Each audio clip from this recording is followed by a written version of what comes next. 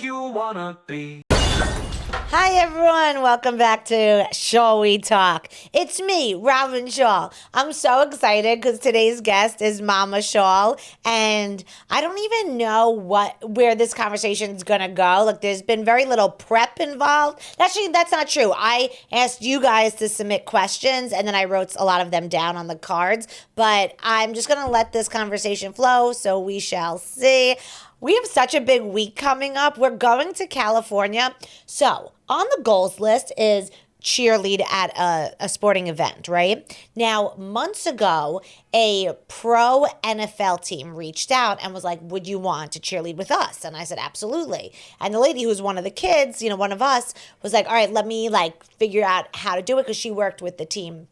Anyway, because of all the red tape with the NFL, we just weren't able to pull it off. And in the same week, she was like, oh my gosh, I'm so sorry. Stanford University in San Francisco reached out to me and was like, hey, would you want to cheerlead with us? I was like, what freaking timing? And I was like, yeah. They're like, okay, how about this game, which is their big game against, do you remember who it's against? Cal State. This is big game.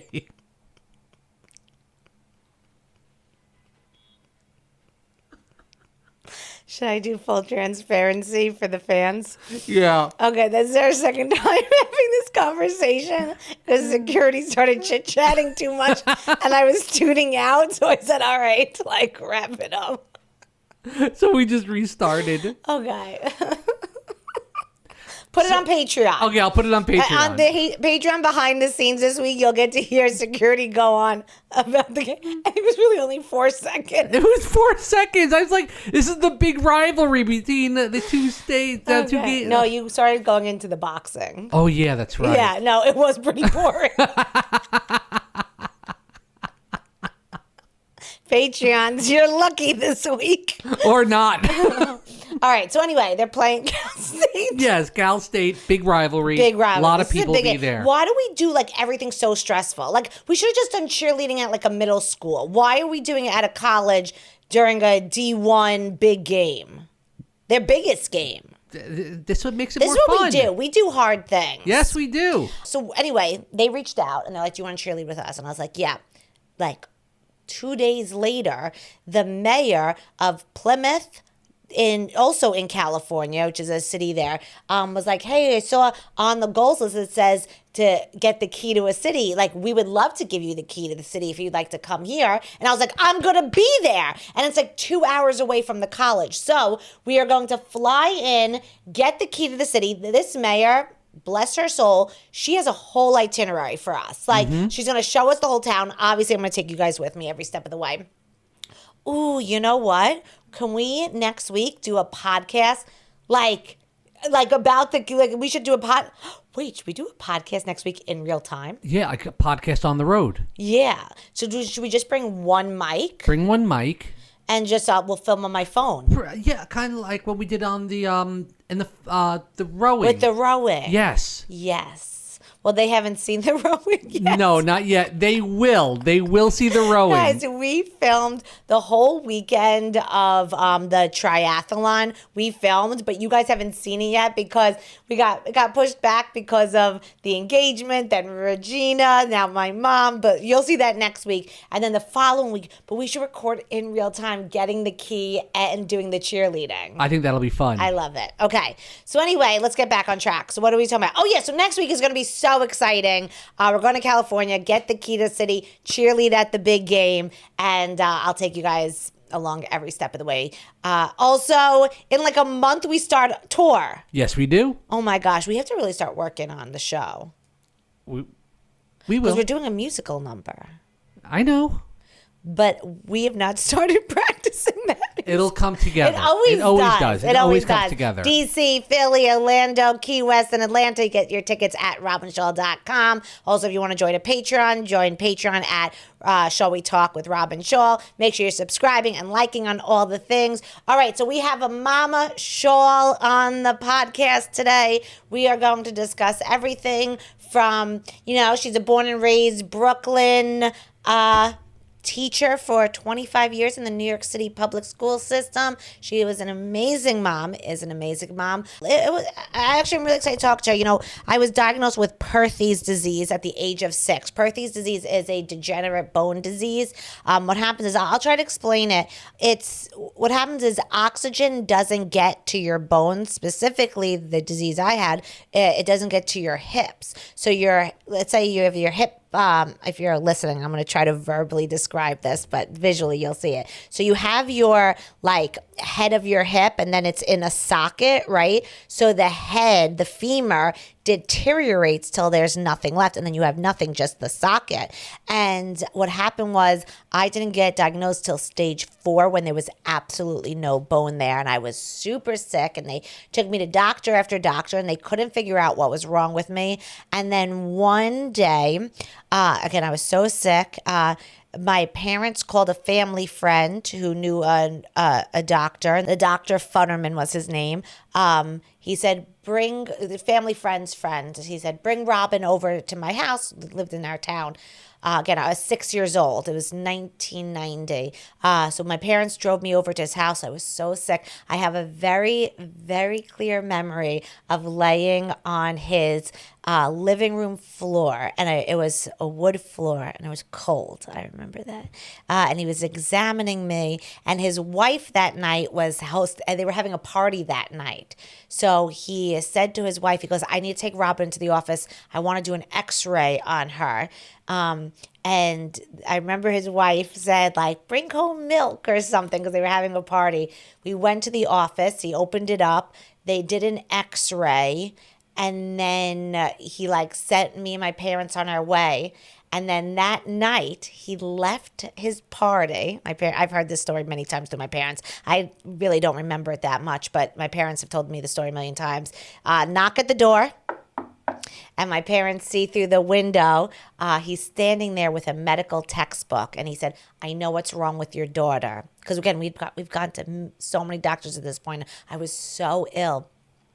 And he sat my parents down and he explained Perthes and how, the bone deteriorates and, because oxygen doesn't get to the bones, and, it kind of explained in detail.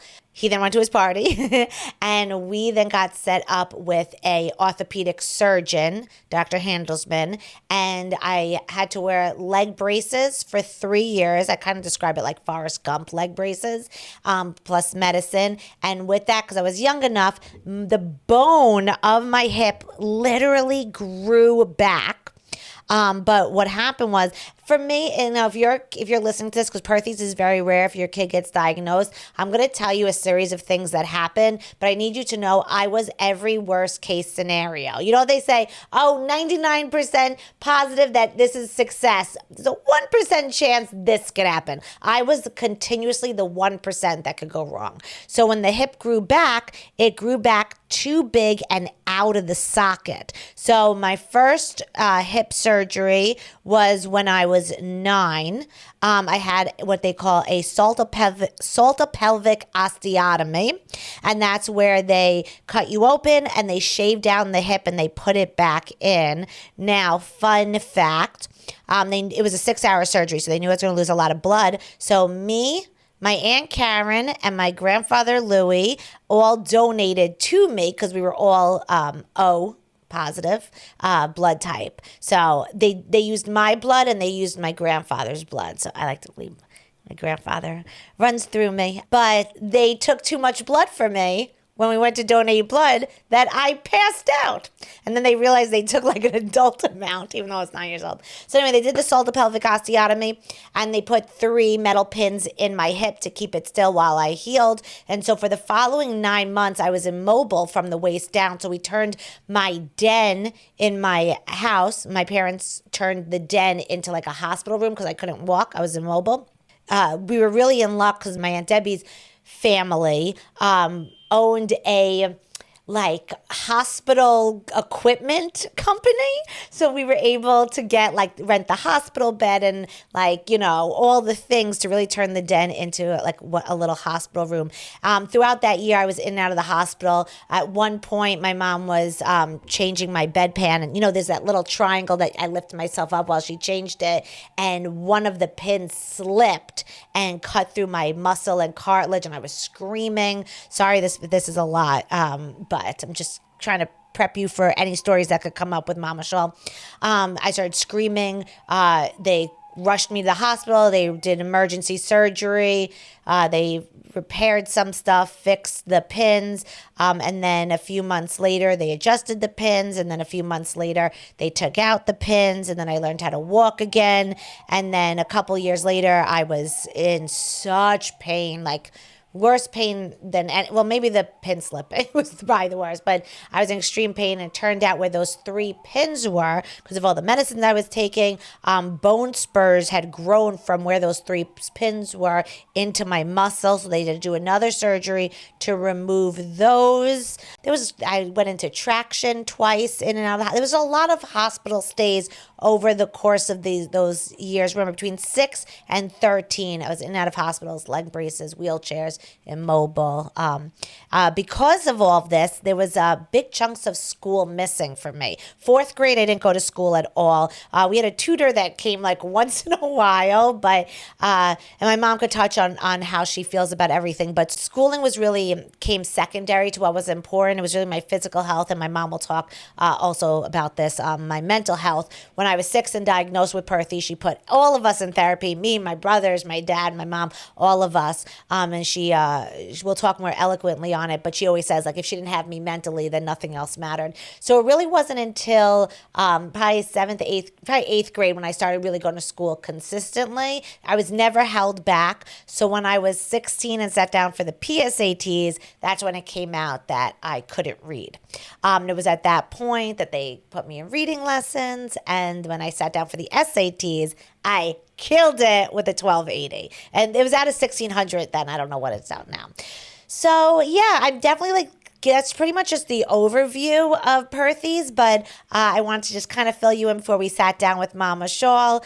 Security, anything I left out? No, actually, I do remember that night, that him coming and The doctor? The doctor, yeah. And I remember it was just, there was an answer. I think we were just relieved that we knew, because you were so sick, that we knew that there was an answer finally. I remember that. I was young, but I remember that feeling of, well, because if I was 6, you were 10. Yeah. You were a baby. Mm-hmm. We were all babies. So, all right, let's get Mama Schall in. I know this sounds heavy. I promise you, we will have fun in this episode. Actually, I don't know. We didn't record it yet, so we'll see. We'll find out. Mama Schall, welcome to Schall We Talk. Thank you. How do you feel? A little nervous. Okay, so you called in a lot to the last podcast, which was Call Waiting, but this is your first time in a podcast studio. Yes, with a microphone in front of me. Yeah, and 3 cameras, and a light, and a producer. Right. Hi, security. Hi, Mom.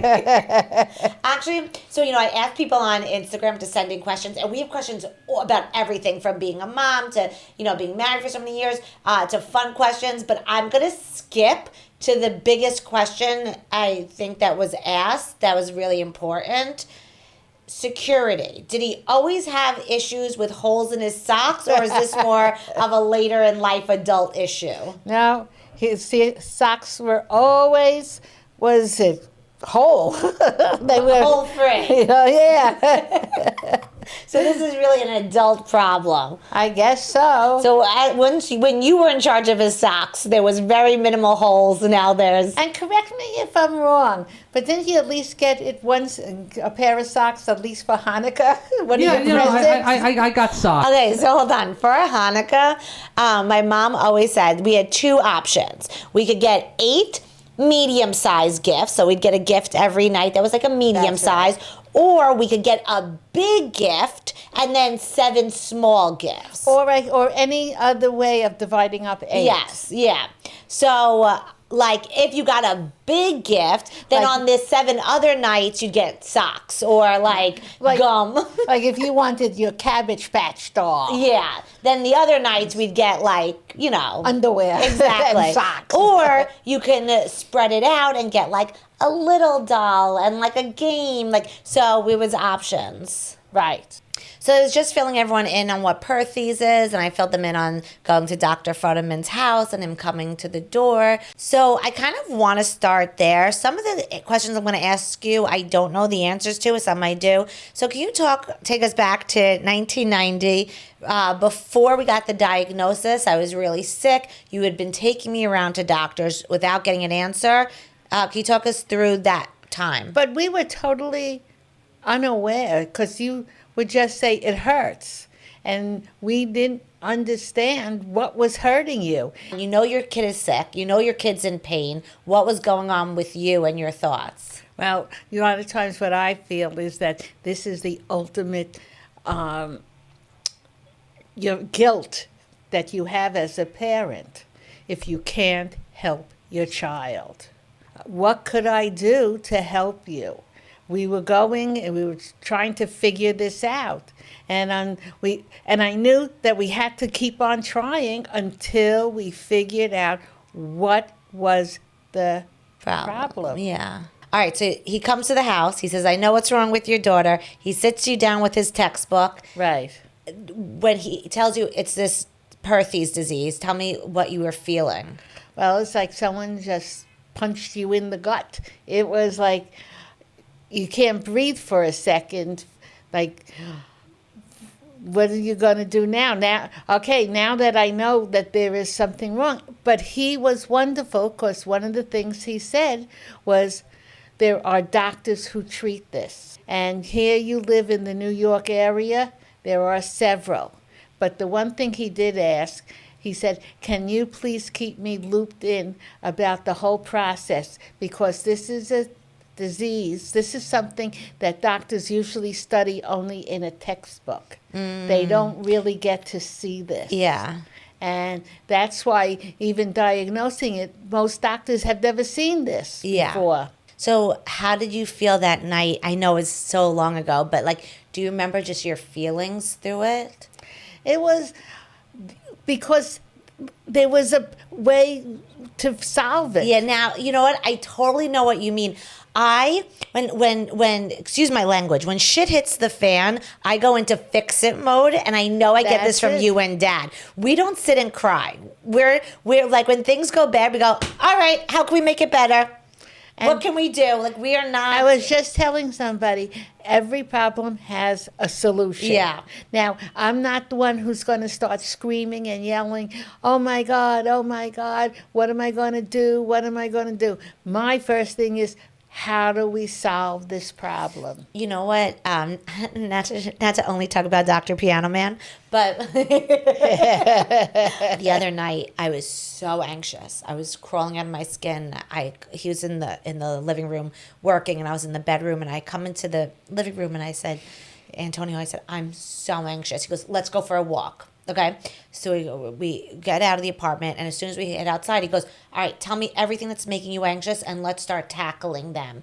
And I was like, oh my God, you're my family. Because that's what we do. And, that's it. That is it. For those listening, if we could give you any advice on how to get through hard times or anxiety or depression or anything, it's make a list and then start fixing it. Start working on it. Going into fix it mode is productive, even if you can't fix it. Therapeutic. Even if it's out of your control. It becomes therapeutic. It kind of gives you a direction. I don't mean that you're going to now operate or something, but you now have a direction of what you can do.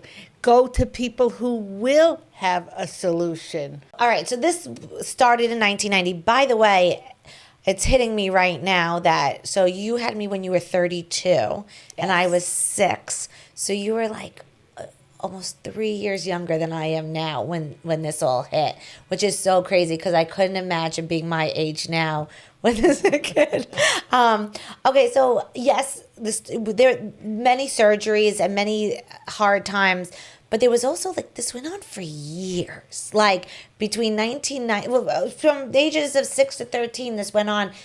Do you have any advice for like the day-to-days? Because like, yeah, there's other surgeries stick out, but what about those days you had to wake up and you had to know like you still had to go down and change my bedpan, or you knew like you still had to do X, Y, and Z, the day-to-day struggles? How do you give advice on that? First of all, as a family, we went into therapy. And I'm a big advocate for mental health and going to a therapist. Yeah. And she gave me tools of how to deal with the situation day to day. I could give you one, like, for example, she said, if Robyn doesn't want to do something, don't become confrontational. Don't make it into a fight. Start negotiating. What does she want? What can you give her so that she will do what you want? For example, she didn't want to wear her all of a sudden she said, I'm not wearing my braces. And I said, oh, don't. Because I had daytime braces and nighttime braces. And the nighttime braces were the worst. Yeah. That was well, the they were hardest. they were like a torture. Yes, they were. It was this straps around your leg and then a big metal bar in between them. Yes. It was like not fair to put Yes. a kid in. Right. Eventually, they allowed me to wear my daytime braces at night because Well, that was one of the things that she said. negotiate. First call the doctor. What was his opinion? He said, you know what? As long as she was wearing the daytime brace, put her in that at night. So we found a way around it. Well, I know, for example, like I think every 6 weeks we had to go to the hospital for a checkup. And I know now as an adult what you were doing was if we went to the hospital, we always got to stop in the gift shop. And I was always allowed to get either like a Mad Libs or a candy or something, you know, Right. if I went and would like let them do all the thingies. So, I mean, again, it was negotiate. Or one of the things she said is that being that you are now in the braces, in a wheelchair, you've lost a lot of control over yourself. I was to give you an alarm clock. Yeah. So that you can set the time, so that you know when you will be waking up for school and everything. I wasn't waking you up. You were going to set the alarm. So you were giving back some of the control over yourself. You know what's so interesting? I wonder if my therapist from that time would ever come on the podcast, because hearing you say that right now makes me wonder if like that's why as an adult I hate when people tell me what to do, because like I think like as a kid so much control over my life was taken away from me that like now it could be. when someone's like, you need to do this, I go, no, I don't have to do that, even if they're on. But I think most people react that way also. Okay. We're all crazy. So not only did you put me in therapy, but you put my two brothers into therapy, and you put Dad and you into therapy. And what was your reasoning behind that? I had to make sure that their mental health was also a concern of mine. Mm-hmm. So to make sure that they were, being taken care of. So that's why we put them in, so that they could express anything if they were angry, if they felt, any type of resentment. This is one of the things that Daddy and I say but I mean Daddy and I Yeah. was it. My dad's also a big advocate for mental health. Right. And you guys started going to therapy together, too? Yes. You guys would go by yourselves and together? Basically, I wanted to go because I had to deal with you during the day on a daily basis, getting you to school, getting you to do your homework, getting you, to different activities. Should I keep you in activities? Yeah. How should I dress you? What's the easiest way? Should I, all these different factors of raising a child. How should I negotiate everything? Yeah. But and then you and Daddy together. Right. Because he wanted to know how I'm doing, because he had to then, come home and deal with all of us. Right. Actually, this is so personal, so I'll ask it, and if you don't want to answer, I don't know, because I don't know the answer. Having like a kid, like a sick kid, did that put any stress on the marriage or no? I'm lucky, was it, that we spoke about everything with each other in the therapy, so we really supported each other. Plus, we had such a wonderful support group around us. Family and friends Yeah. were amazing. Yeah, it's whenever we do the fundraisers for the Ronald McDonald House, I always say like we have. The reason why I always pick the Ronald McDonald House to raise money for is people. Right. These families come to New York and their kids are having these life-saving surgeries or treatment, and they're by themselves. And the Ronald McDonald House steps in and gives them not just a place to sleep, but helps them and comforts them and drives them there. And as a kid, we had that with our friends and family. Like, I know there was times when, our family friend Carla drove us to the hospital when I had to be rushed in. Like we had support around us that I'm so grateful for. And there are many of I could go through every one of our friends who was there for us would go with us to the hospital, would take me to the hospital, because I'm not I don't like driving on the parkway. So every time I stayed at the hospital, which was many stays, between the tractions and the surgeries and the blah, blah, blah, blah, blah, blah, blah, you always stayed with me every single night. I was never there a night without you. Correct. So much so that, like, if you even left to try to shower, there would be a fight. Is there a moment in the hospital that sticks out in your memory? Oh, well, there was a funny instance where next to your bed it was a nice recliner chair. Yeah, you didn't have a cot. Like, remember, I had a roommate. Like, there was always someone else in the room, so you always slept on a chair, like a Right. reclining chair. And one time the phone rang, and I reached back to get it, and the whole chair tipped over. I fell Yeah, out. I just remember the chair rolled back. The telephone, and then the telephone hit fell on your head. head. Yeah. And I just remember you were on the floor, and I was in the bed, and we were laughing. Laughing. So, do you remember us laughing? Yes. Because I think, like, life was so hard right at that moment, and laughter. That's it. Freaking I feel like I'm gonna cry, but like that's why people need to laugh. That's it. And that's why I just met a woman. Oh, is this the fan? Yeah. Oh yeah, my mom was recognized yesterday. And she said it just gives her, makes, when days are hard, you're her go-to. Yeah, That's her therapy. yeah, because life She is really listens hard to it for and laughs. every person, and there's no way to get through hard times if you're not laughing. Like you need to. And your problem doesn't go away. And No. that's why I even say when people come to your show Yeah, for 90 minutes, yeah, your problem wasn't solved, your problem didn't go away, but for those 90 minutes, you're laughing, yeah. you're enjoying yourself. And then you leave stronger to tackle those problems. Exactly. By the way, we're going on tour: DC, Atlanta, Philly, A paid Orlando. paid announcement. Is there a moment in the hospital that you remember that you were scared? Yes, we were just about getting you ready Yeah. and Ready to leave. We're just waiting for you to be signed out. And then you twisted and you screamed, and we had to call in the doctor, and for whatever you pulled, you hurt yourself, and they put you back into the bed, and you didn't go home for at least another 2 weeks. What was wrong, or you don't know? They put One you. of the many. I said this in the beginning. Like, you can't, if your kid has Perthes disease, please don't be scared by me and my story. I was the case where if something could go wrong, it went wrong. That's why they had told me that they were using her case as an example, because right after every surgery, something went happened. wrong. Yeah. And not they did anything wrong. Yeah, it's just the way the body healed, Yeah. the way like she started growing bone spurs I grew 3 extra legs. and 3 extra legs. I said, what is she going to do? Any advice from moms listening about how to go about advocating for your kid?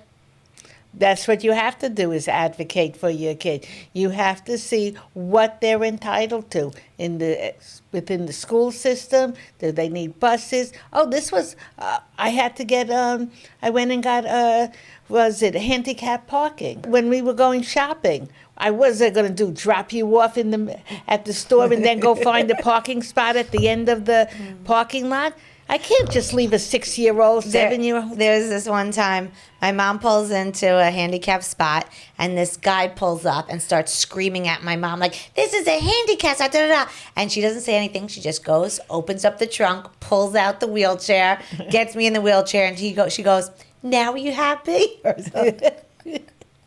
All right, so for people who don't know, the way the kids, my followers, they're called the kids, the way they got that was you were getting stents put in your heart, and you had said, "Oh, tell the kids not to worry," meaning you guys, my followers, and the name kind of stuck. Right. So you have become tens of thousands, hundreds of thousands of people's Mama Schall. And so a lot of times people will come up to me at shows and say, "Your mom is older than me, but I'm still one of her kids," you know. How does that feel? No, I love it. I love people. I love kids. I love doing this. Yeah, and you love it when at shows everyone comes up to you. I loved it when this lady just stopped me. Yeah. Mama Schall gets stopped a lot. Like I get stopped a lot. Mama Schall gets stopped a lot. And you love it, right? Yes. I think it's really sweet. So I just want to tell people a little about you. So born and raised in Brooklyn. Yes. You came from 2 hardworking parents. Your dad, after serving in World War II, he made slip covers for furniture, right? Correct. Yeah, I always say the plastic, like back in the 80s, that you could pee on and then it goes psh, right off. Well, every joke that they used to make about plastic slip covers on all the situation comedies, we would sit in front of the TV and go, "Yay!" I just remember our house was like covered in plastic because every time Grandpa would come over, he would just like plastic up another thing. And then Grandma Sue, she worked for Blue Shield, Blue Cross. yeah, they were really good grandparents. So then you were a teacher in New York City public school system. But I didn't go back to teaching until I knew that you were well enough to go to school full time. Right, and then you went back. Yes, and you were a math teacher. Well, you did early. First, I did a classroom. I was a classroom teacher, and then I did my specialty in math. Right. You like teaching. You love teaching. Yes. I just remember Sunday nights you'd be doing the data for your tests. Yes, I was a data specialist, and yeah. So we love teachers. We think they are. They're the heart of what we need in this, they're their future. They shape the future. Absolutely. They're the most important job we want our kids to read, write, and do math. Speaking of, I wasn't reading very well. That's because you didn't go to school. Yeah. So it's actually like really interesting. So, because you've talked about this to me about how when it came, because I didn't learn how to read till later on, but you always say you cared more about my physical and mental health because you felt like if those weren't in place, No, well, I basically said that even if you grew back your new hip and everything, but we lost you up here. Mentally, if you were not well, then you're still a sick child. Yeah. So we had, and all the doctors and the therapist said to me, I had to be your mother, not your teacher. We found this wonderful tutor, teacher, Edith, right? And you went? I knew back it was all it would take was a tutor, that would work with you, But we needed to get you well first, So it was like list of order that's priorities. Exactly. All right, so you're in school in Brooklyn. Let's go back. So you're a kid in Brooklyn, then you're a little teenager, and you meet Papa Schall. Yes. How'd you guys meet? I knew him from the neighborhood. Yeah. And he was my younger sister, Marcy, and Yeah. I knew his younger brother, Gary. Yeah. Because they were in the same grade. And just from the neighborhood. And he had asked out a friend of mine. Oh, drama. Okay. But then he asked me out. And I said, but what about the other girl? And he said, no, we were just friends. Yeah. And we started going out and dating, and the rest is history. Okay, but tell them about the party, how he came up to you before you guys started dating, how he tried to impress you. Well, no, it wasn't at a party. It was, I was School? at his house. You're at his house. He was saying that, he could do magic. Or he was like a magician, and he could open up a lock. Yeah. One of those combination locks. Yeah. Just by listening to it. And he held it to his ear, and he was turning the tumblers, and then it opened it. And I go, oh, wow. I was so impressed that he could do, just from listening and hearing the tumblers. And then afterwards he said to me, it's my lock. I know the combination. Oh, jeez. And you guys, so you've been married for how long? 52 years. But you've been dating for? 57 years. No. But we met when we were 16, and we didn't get married till I was 21. 16 to... And now you're 73 and 74? You're giving all this information. That giving on... That you have to advertise. And your social security number is? What's the key to a long, successful, happy marriage? Communication and laughter. Yeah. I'm telling you, your father and I laugh a lot. There was a cute moment recently. Actually, it was last year when we were doing the DC show, and we were on the train, and you were like 3 rows in front of Dr. Piano Man and I, and we heard you and Daddy laughing so loud, and we were laughing, and we had made a comment that in 50 years from now, we want to be laughing like that. It's so true. Laughter really just keeps people bonded. And don't take everything so seriously. I mean, sometimes there are some very serious situations. Yeah. But find a solution for it. Don't blame the other person. Yeah, unless it's their fault. Okay. That's true. All right, do you want to answer some questions that people sent in? Okay. Mama Schall, do you have advice for moms with teenage daughters? Oh, that's a tough one. Alcohol. You know what? Just make sure that they know that they can come to you with whatever, if they get into trouble, whatever happens. You drilled that into me and my brother's heads that if we ever got in trouble, come to you first. We can find the resources to help you find a solution. All right, another question was, were you nervous about Robyn's career choice for financial reasons and security? I knew from a young age, Robyn was always a hard worker. She always found a way to, she babysat, she earned some money. Then when she was in school, she always found jobs that they had at the college. Yeah, the alumni building, a camp counselor, yeah. I knew that no matter what, you would earn a living. Yeah. And in my early days of comedy, before it was making money, I had 3 jobs. Look, even now, I work at the Kelly Clarkson Show. I sell journals. I have Patreon. I go on tour. I'm doing this podcast. I think you and Daddy knew, going into comedy wasn't so much a risk because I was always going to find a way to make a living. And it's your work ethics. Yeah. Because you could be a brain surgeon, but lousy work ethics, or you can be an artist and work your tushy off. That it doesn't matter what. So if you're a parent and your kid wants to go in the arts, I wouldn't be concerned if they're a hard worker, because that's really what it matters, I think. Exactly. All right, next question. What's something about Robyn the kids don't know but should? Everybody sees Robyn on stage. They hear her on the podcast. She's up. She's happy. She's has everything together. But she's a mush inside. And what is it? she's human like the rest of us. You don't know sometimes if she's hurting, if she has high anxiety, if she's frustrated and pain. Because, I mean, anytime that it's raining outside, it's still, her hip still hurts. What people don't realize is when I come on smiling, it's not just for them, it's for me too. You know, when I put on a smile, when I say things are okay, it's not just for them, it's for me. Because I need to hear that things are okay. Right. You know, and if I'm smiling, it means we're all okay. All right. How did you know Dr. Piano Man was the one?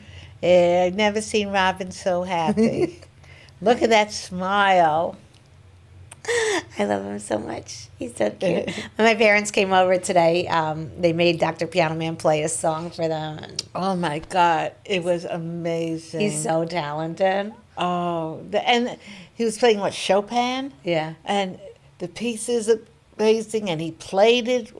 Oh my God, you just like takes you away. What's your favorite thing about Dr. Piano Man? He makes Robyn happy. No, he's stuck with me. Yep. Like we're not allowing him out.